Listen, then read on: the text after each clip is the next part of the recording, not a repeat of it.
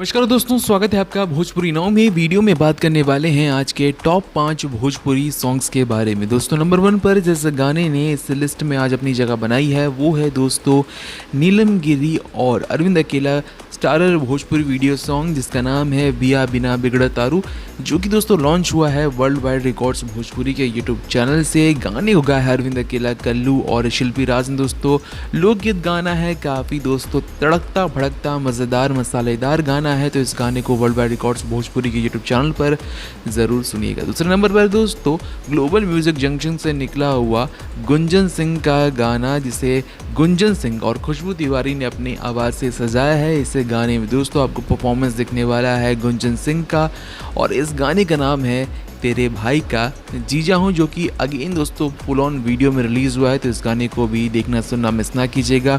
तीसरे नंबर पर है दोस्तों अक्षरा सिंह का गाना जिसका नाम है दोष नहीं खे बंगलिनिया के, जो उन्हीं के official YouTube channel Akshara Singh के ऑफिशियल यूट्यूब चैनल पर लॉन्च हुआ है। गाने को गाया अक्षरा सिंह ने, वीडियो में नहीं दोस्तों, ये गाना अभी ऑडियो में रिलीज़ हुआ है और जल्द ही इसका वीडियो भी दस्तक दे देगा।